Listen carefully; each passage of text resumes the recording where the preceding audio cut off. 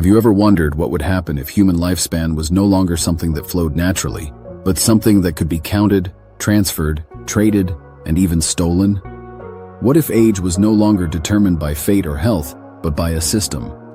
This is the world of In Time, 2011, a world where people no longer die because they grow old, but because they run out of time. Welcome to the future, a future where humanity has cracked the genetic code. Aging has been stopped. Everyone permanently looks 25 years old. It sounds like paradise. But there is a catch. Population must be controlled. In this world, the moment you turn 25, a green digital clock appears on your forearm. It begins counting down. You are given exactly 1 year, free. When that clock reaches 0, your heart stops instantly. Time has replaced money. You work to earn time. You pay for coffee with minutes. You pay rent with months of your life. The rich can live forever. The poor live day to day. Literally. Meet Will Salas. He lives in Dayton, a decaying industrial zone known as the ghetto. Here, no one walks calmly. Walking slowly is a luxury they cannot afford. In Dayton, people run everywhere, because wasting time means dying. Will lives with his mother, Rachel Salas, who physically looks the same age as him. Every morning they share breakfast and calculate survival. Their reality is brutal. Each day begins with less than 24 hours left on their clocks. If they don't work that day, they die. One night inside a rundown bar, a strange man appears. His name is Henry Hamilton. He stands out immediately because he has over 116 years of time on his arm. In a place like Dayton, displaying that much time is a death sentence. Sure enough, a gang of time thieves called the Minutemen, led by a ruthless man named Fortis, target Henry.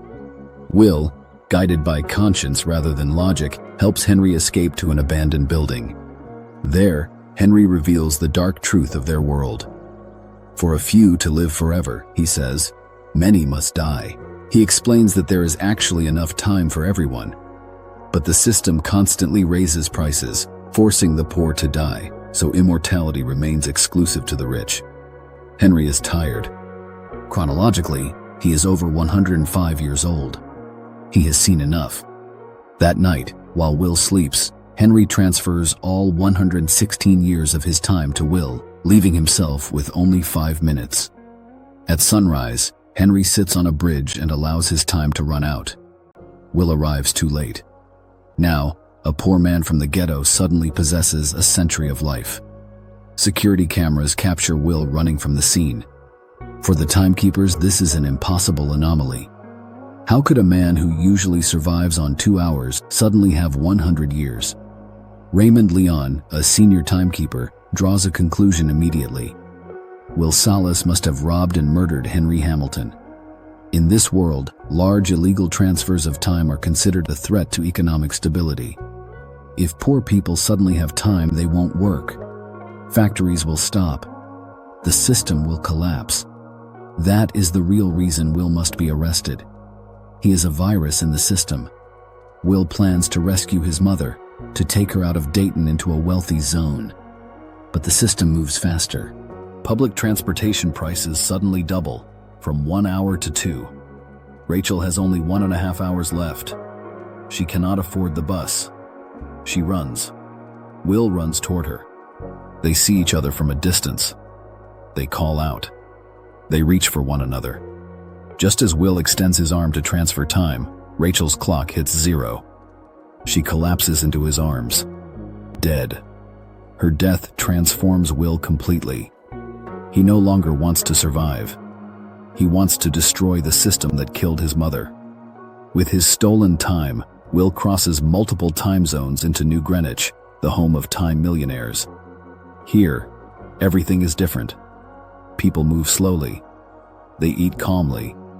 They gamble with thousands of years as if it were pocket change. Will meets Philippe Weiss, one of the most powerful time tycoons in the world, and his daughter, Sylvia Weiss. In a high-stakes poker game, Will defeats Philippe, winning thousands of years in a single risky hand. But Will's movements have already been detected. Raymond Leon arrives. Raymond is not a traditional villain. He truly believes he is maintaining balance. He confiscates all of Will's time, leaving him with only 2 hours. Desperate, Will kidnaps Sylvia and flees back to Dayton. At first, Sylvia is terrified. But in Dayton, she sees the truth for the first time. People dying in the streets, families counting seconds, children losing parents. Worst of all, she learns that her own father refuses to pay the ransom. Not because he cannot, but because it is inefficient. In that moment, Sylvia realizes her father is a monster. Together, Will and Sylvia begin robbing her father's time banks. They steal from the rich and give freely to the poor. They are not criminals. They are redistribution. Thousands of years are handed to orphanages, factories, and desperate families. But the system fights back. Each act of generosity creates inflation. Prices rise again. It becomes an endless war. Finally, Will and Sylvia plan one final strike. They break into Philippe Weiss's central vault and steal a time capsule containing 1 million years. They distribute it across Dayton. Now everyone has centuries. Factories shut down. No one wants to be a slave anymore. People begin walking toward the rich zones. The caste system collapses. In the final moments, Raymond Leon corners them. But irony wins. So obsessed with enforcing the system, Raymond forgets to refill his own time. His clock hits 0. He dies standing before them. Will and Sylvia survive. They don't stop. The film ends with them walking toward another time bank, ready to continue their rebellion. In Time is more than science fiction. It is a mirror of our world. The clock on their arm is our bank account. We spend our lives earning money, only to lose our time in the process. If time truly became money, humanity would become the most expensive luxury of all. Subscribe for more.